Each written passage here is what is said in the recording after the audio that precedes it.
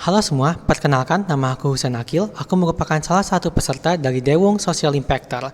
Pada kesempatan kali ini dan dalam video kali ini, aku berusaha untuk menelusuri lebih dalam mengenai disabilitas perkembangan melalui wawancara-wawancara yang telah aku lakukan bersama beberapa orang yang telah aku lakukan. Yang pertama terdapat Mbak Bella Lestari Hartono, merupakan lulusan mahasiswa psikologi, dan dua orang awam yakni Raka dan juga Hana yang akan saya tanyai perihal disabilitas perkembangan. Tidak hanya itu, saya juga akan menyampaikan pada kesempatan kali ini tentang pengalaman personal saya terhadap orang-orang disabilitas perkembangan. Karena kebetulan saya memiliki sepupu yang memiliki keadaan disabilitas perkembangan, yakni salah satunya adalah Down syndrome. Sepupu tersebut berumur sepantaran dengan saya, yakni 21 tahun, hanya berbeda beberapa bulan saja. Selama hidup dengan sepupu saya rumahnya berdekatan dengan dia, atau bisa dibilang juga tetangga, yakni hanya beberapa langkah. Saya seringkali mengamati tingkah laku dia, pengalaman dia, dan juga bagaimana dia berperilaku sehari-hari, dan bagaimana orang tuanya memperlakukan dia sebagai anak mereka sendiri melalui beberapa treatment khusus. Dan menurut saya, sepupu saya ini bisa dibilang seseorang yang beruntung karena mendapatkan treatment khusus dari orang tuanya sebagai anak dengan disabilitas perkembangan. Mereka diberikan treatment secara medis, juga diberikan treatment secara sosial. Mereka juga, atau Iza ini, namanya dipanggil Iza. Iza ini juga mendapatkan pelatihan-pelatihan yang mana mendukung dia berkegiatan sehari-hari seperti bersih-bersih, mencuci piring, dan lain-lain. Sehingga Iza bisa dikatakan juga memiliki keterampilan yang dia bisa lakukan. Dia tidak dibiarkan sebegitu saja, namun dia juga dirangkul sebagaimana manusia lainnya. Iza. Hai semuanya. Perkenalkan, nama aku Akil. Kali ini aku sedang bersama sepupuku, namanya Iza.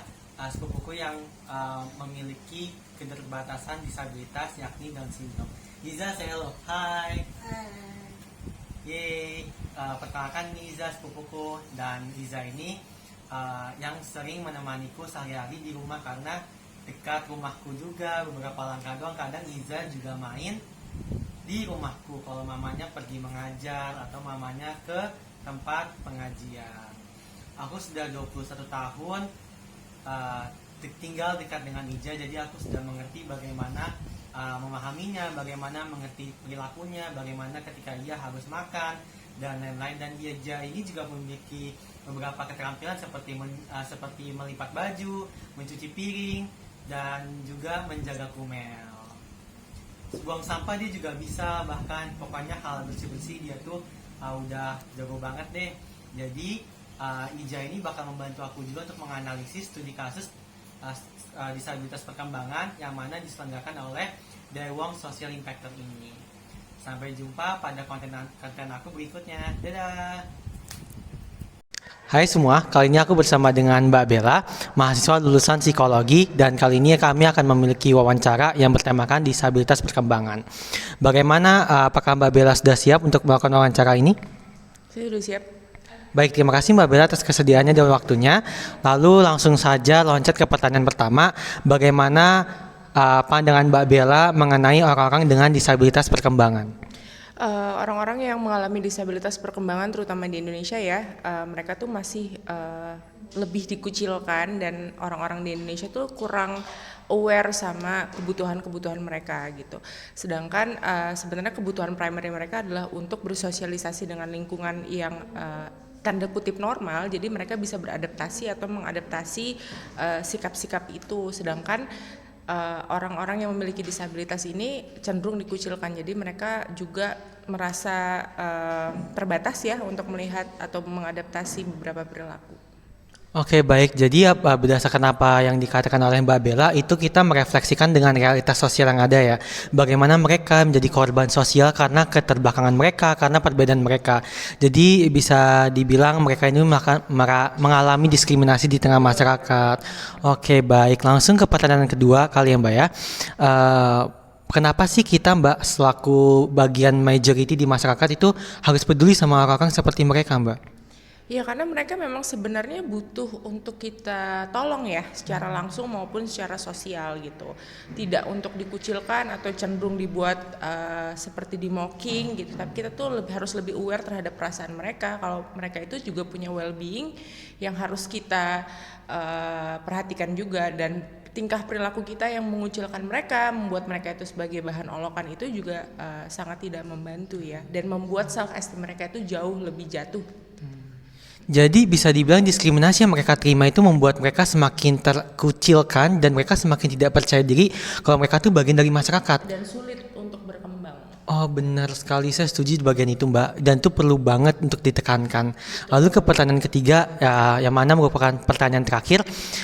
Sejauh pandangan Mbak Bella, bagaimana sih peran pemerintah untuk menolong mereka nih, orang-orang dengan disabilitas perkembangan? Oke, sejauh ini saya cuma tahu pemerintah itu memfasilitasi sekolah-sekolah umum untuk anak-anak yang berkebutuhan khusus atau memiliki disabilitas itu untuk masuk ke sekolah reguler. Tapi menurut saya itu masih kurang cukup ya, harusnya dibuat program yang memang menuntun mereka untuk bisa terjun ke masyarakat gitu. Mungkin dibandingkan hanya dalam satu kelas kan regulasinya hanya 2 orang yang berdisabilitas, mungkin bisa dijadiin 3 atau 4, atau dijadikan general bahwa setiap sekolah-sekolah umum itu atau sekolah-sekolah swasta itu juga harus mengikuti program pemerintah yang itu. Jadi pilihan mereka jadi lebih banyak untuk masuk sekolah yang mana. Betul, saya setuju. Mungkin saya bisa juga menjelaskan pengalaman personal saya ketika saya waktu itu masih SMA. Saya sempat mengikuti pelatihan OSN Geografi, persiapan dari DKI untuk ikut ke nasional. Itu di SMA 54 Jakarta selama sekitar 1 bulan. Di sana ketika saya sedang melakukan pelatihan, itu ada anak ya dengan disabilitas perkembangan, mungkin sepertinya Down syndrome, itu lari-lari keliling sekolah.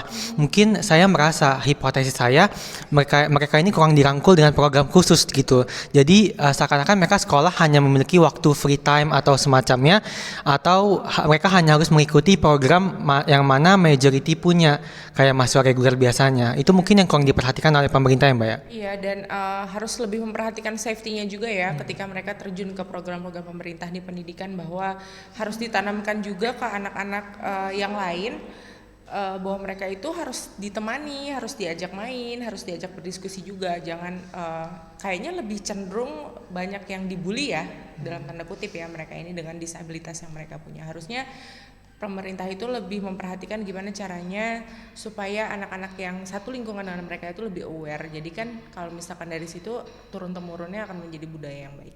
Baik, jadi kalau kita bisa melakukan mereka dengan baik, menghasilkan budaya yang baik juga terhadap mereka, kebiasaan yang baik. Jadi mereka semua jadi aware, adik kelasnya juga jadi aware, orang yang sekolah di situ juga jadi aware dan tidak menganggap itu sesuatu yang harus dikucilkan atau yang tabu lah.